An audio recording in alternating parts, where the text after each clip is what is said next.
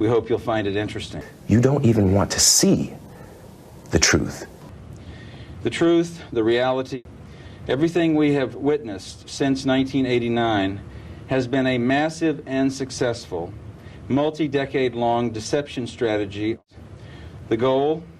To deceive the West and achieve the goal of Leninist strategy, a totalitarian world government or international police state. He revealed not only this massive disinformation strategy, which goes back to 1959, and the ramifications of it, the applications of it during the 1960s, 1970s, but he made a series, the book was published in '84, he made a series of incredible predictions regarding what was going to come as a result of this strategy, and the predictions are just amazing to read. Can we go? Would you go over some of them? Well, I mean, there are 3 or 4 pages which are just chock-a-block full of predictions. He talks about the removal of the Berlin Wall, liberalization starting in East Germany and spreading to the rest of Eastern Europe. He says, for example, that Dubček will be restored in Czechoslovakia, which duly happened for a brief period. And he talks about a reconciliation with the West and the reunification of Germany and so on and so forth. And in a recent book published by written by Mark Riebling, called Wedge, The Secret War Between the FBI and CIA, published in 1994, Riebling carries out a careful analysis of Golitsyn's predictions in New Lies for Old, and he established that out of 148 falsifiable predictions, 139 had been verified by 1993.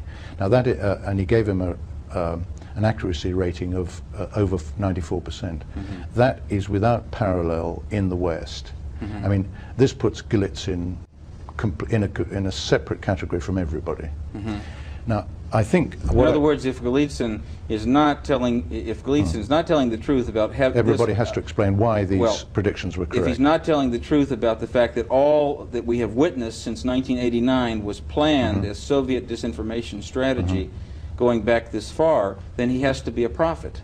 He has to be a clairvoyant. Either he has to have supernatural powers. He has to have supernatural powers. Or he has to understand Soviet strategy. That's right. And of course the answer is the latter. Yes. He understands Soviet strategy because he knows that it's based on the thinking of Lenin. He's studied Lenin. Now, one of the things that I've done in the last few years is go back to Lenin and try to read and understand what this evil man is saying. Okay. A friend in need is a friend indeed. Okay, I go first. Okay, so this time. What is the reality of this? I mean, isn't it overwhelmingly controlled and limited in a way that makes a mockery of the term free enterprise? They themselves call it state-controlled capitalism, which is, of course, a contradiction in terms. What has happened is that Lenin's original state was a criminal state.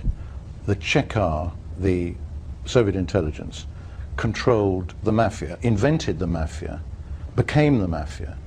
So that this apparent outbreak of free enterprise we see is in fact controlled by the KGB. And this outbreak of Soviet criminality is controlled, and it's being exported on a global scale. Right. Why is it being exported? In order to, it's one of the themes that they are developing to create problems which need global solutions, so that there's a world crime epidemic, terrorist epidemic. We've got to have global structures in order to contain this epidemic which they themselves have created. We are very glad that at the beginning of this meeting you are talking to us to represent also a new, open Canada. I want to use this opportunity also to thank our Canadian constituency, which always has been a very loyal and very much engaged constituency here at the Forum. But now, I think with you, together with our constituents, Prime Minister, we can make sure that in the future we strengthen the cooperation even more with your country. He's actually preaching hatred. He's preaching how to deceive, and he's teaching us how to deceive. And Lenin's disciples remain in control of the world communist movement. All they've done is relabeled themselves in order to appear acceptable to the West. There's a passage in Lenin where he says that there may come a time in the revolution when true revolutionaries must put on the appearance and the clothing and the manner and the language of the enemy. And this is what they've done. So that, and it's very easy to see that this is the case once one understands that this is what's going on. If you take some... Пошли, все вместе.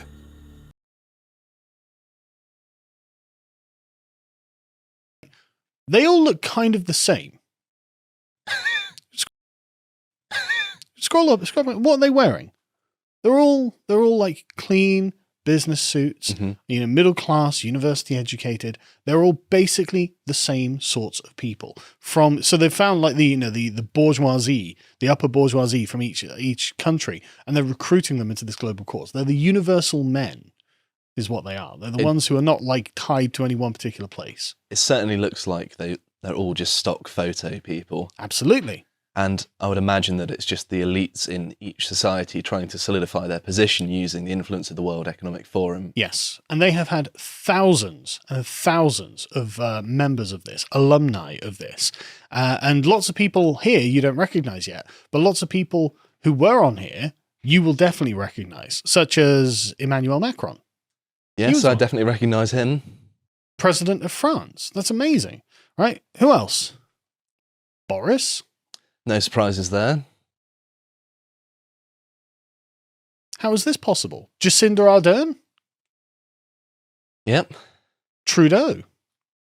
You can see that everything he says is a deception. He is an absolute, he's the most brilliant representative of the Leninist case currently operating.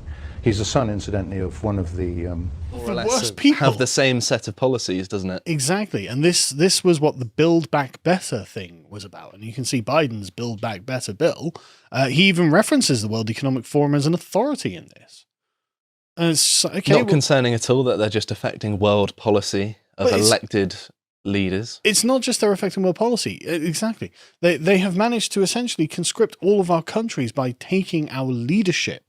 So they've groomed a bunch of people through their programs, doubtless used their money and influence and connections to get these people to the front of the political parties. And one thing that you notice, watch Jacinda Ardern and Justin Trudeau, right? Watch videos of them talking. They seem very, very similar. They seem to have been groomed in the same way. The power structures depend on the continued adherence to revolutionary objectives of the Komsomol. There are over 50 million members of Komsomol. They work closely with the structures. And so he says somewhere in the book, he says, scratch any of these so-called sudden instant Democrats, and you will find underneath them a Komsomol or a secret party member. So that all these people you see on the television screen in Moscow, they are all, without exception, secret party or Komsomol members. Будет поиграться чепуру, знают и Одесса, и Ростов. Мой куда девался в лесу.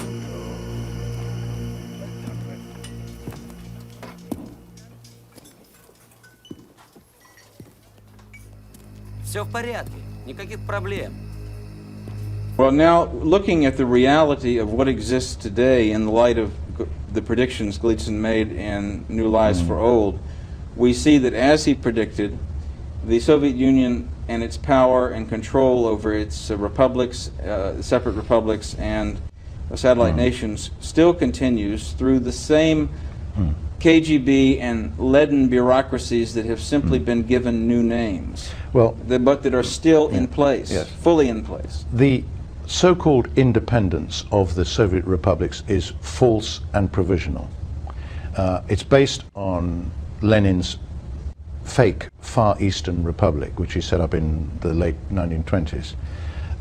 And their purpose, the existence of these republics has been brought about for a number of strategic reasons. I mean, at a fairly low level, one of the most important reasons is that the World Bank and the International Monetary Fund and all the international institutions have been penetrated by all these countries. So instead of just having the USSR and Ukraine and Belarus up to 1990, we now have 16 of these republics. So that suddenly we've got 16 KGBs, and we've got 16 delegations in the World Bank and the IMF, so that these institutions have now have metamorphosed into instruments of the revolution more clearly than was the case before.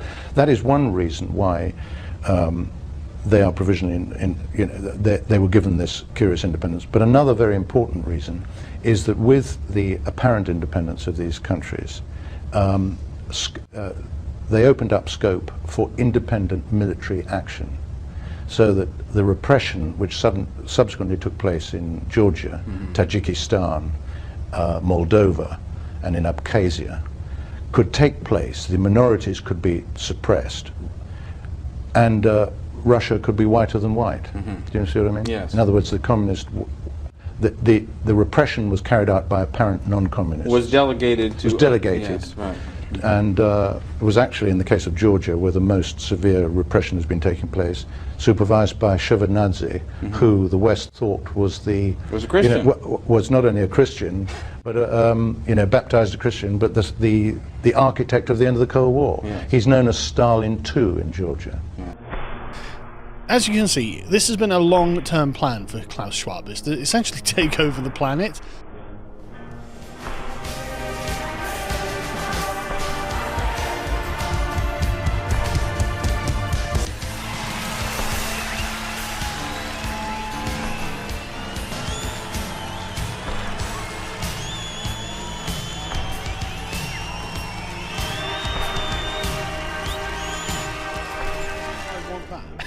Yeah, so you won't even have your own private space, and if you want to cook anything, you'll have a whisk delivered to you in the door, and then it will be taken away again once you're done using it. It's weird and creepy and invasive, isn't it? Mastering the fourth industrial revolution. The world which will come out of this fourth industrial revolution. It certainly will be a world, hopefully, not certainly, hopefully, if we take the right decisions, which will be a diverse world characterized by plurality, significant investments into the future, into our soft and hard infrastructure. It will be a world with fostering entrepreneurial activity, at the same time social responsibility. It will be a young world. It will be a digital world. And he seems to have done a really good job of it, I hate to say.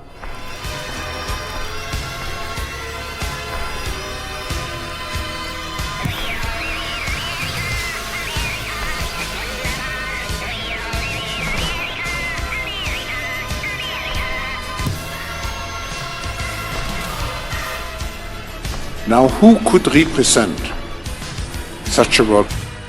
And then it became a thing of like, oh, it's not necessarily that you don't believe that this is the truth. You don't even want to see the truth.